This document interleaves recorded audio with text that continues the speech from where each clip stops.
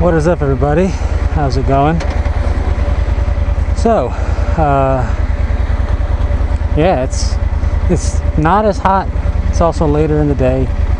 Gotta use this, or else just see like a ghost impression of my face in the mirror and the face shield when it comes down. I noticed that by doing some tests and fiddling around with my camera setup a little bit. Anyways, I want to talk about the motorcycle that got away type of thing. I think some of us have this situation. There's a motorcycle that maybe you wanted to get that for whatever reason you couldn't, and so you went and got something else that you also hopefully equally like. That's what my situation is. The Super Tenere, while I enjoy it and I'm glad I have it, I was actually looking to get a KTM 990 Adventure. Now, I've done a lot of research into both the bikes, this one and the KTM. And the reason I was initially looking at the KTM was because this bike just wasn't here. So it was a sight unseen deal, and I'm just not super comfortable with sight unseen stuff. But I went with my gut instincts in this one, and I'm glad I did. I enjoy this bike. But let me tell you why I didn't get the KTM 990 Adventure, and then I'll tell you what I like about it and whatnot.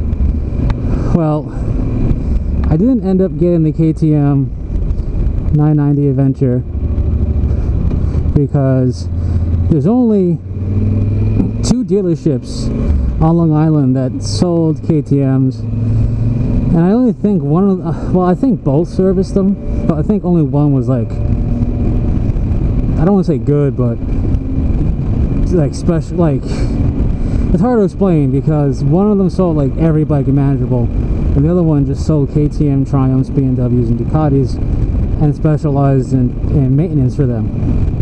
So that was the first deal. The second thing was the service I was given at both places. One of them was on the opposite end of the island from where I was at. It would have been like literally an hour and a half to get to it. So I figured, you know what, let me at least request more info from them on the bike. Maybe I can get a good deal and I'll go there, whatever. So I requested info on the bike, and it took them over a week to get back to me, and what they basically said was, we don't have any of those bikes on the floor, and we don't sell those bikes. Too bad, so sad, is basically what it felt like they were saying to me. So I decided, screw you, I'll check out the one that's 30 minutes away. It's a lot closer. So I went there, so that one in person. And I went in there, looked around. A guy approached me who worked there. He's nice enough. And I was talking to him and explaining what I was looking for, the KTM 990 Adventure. And he's like, well, we don't have any on the floor, but these 2 bikes are of comparable size, basically. And he showed me the BMW 800 and the BMW 1200. And I sat on those, which was nice, and he said this was about the same size and height and all that. And that was nice of him. But then he tried to sell me on the Ducati Multistrada, and I'm not into Ducatis that much. And the Multistrada, I did research on, and I just wouldn't want it anyway. And it just wasn't what I was looking for, and it was expensive. But he just wouldn't stop trying to push that on me. And the way he described like the KTM 990 Adventure in terms of getting it here and setting it up and any accessories, the way he described it, it sounded like he was complaining about a chore. I just didn't get a good vibe. And I have a pretty decent read on people when it comes to stuff, and I didn't like what I was feeling, so I just let him talk. I looked around a bit and I left. And I was even considering going out of state, going like New Jersey or Connecticut or something, to get a KTM 990 Adventure and just ride it back. But I didn't want to deal with that place for service. So I looked more into the Super Tenere after that because I didn't know of it, and I did the research and I figured, well, here I go, and I felt pretty good about the bike, and I had a Yamaha in the past, and that's how I got the Super Tenere, and I'm happy with it, don't get me wrong. I'm enjoying the Super Tenere, and I have since I first got it. But the KTM 990 is just a bike that I really like, despite the, you know, the maintenance issues in terms of it being a freaking project just to change the oil. You have to remove a gas tank because it has double gas tanks, one on each side. But I like the style of the 990. I like the I like the style. I like the coloring that they went with it. You know, well, it was, they only have, I think, the Baja, which is white or black now, but I liked the orange one at the time.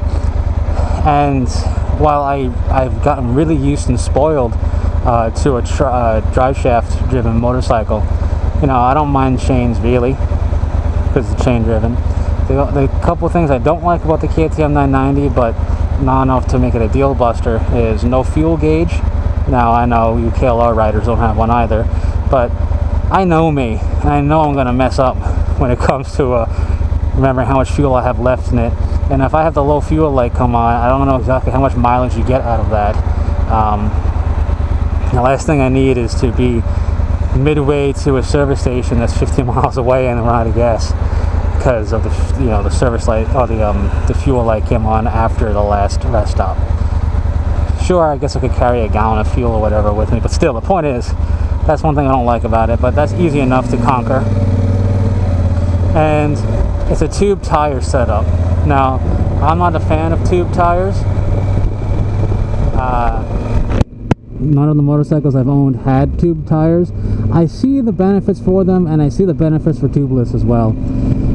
And I would rather just go with the tubeless tire personally. And I'm sure there's a tubeless conversion for a KTM 990. There's a tubeless conversion for WR250R, so there's gotta be. But other than that, I really enjoy the bike. And if I were poised with the question or the need to basically get a motorcycle that's in the same class of what I have now, like if this was taken away from me and I had to replace it with something in its similar class, I'd replace it with the KTM 990 Adventure. But I hope I never have to do that because I really do enjoy this bike.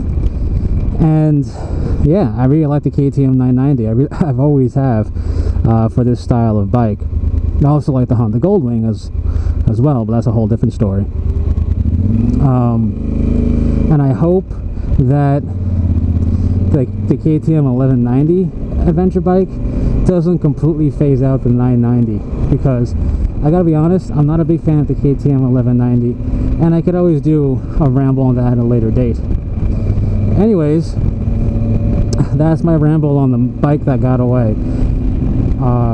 If I could do things differently, would I get a KTM 990? I don't know. I'm plenty happy with this bike, but you know, I'm always one for trying something different, so maybe I would, but not because this bike is bad at all. I mean, like I said, I thoroughly enjoy this bike. But yeah, that's my story on the bike that got away.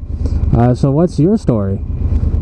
I'm sure some of you have similar stories when it comes to motorcycles and purchasing them. Because, you know, if you're like me, you might not have the option of owning multiples at once.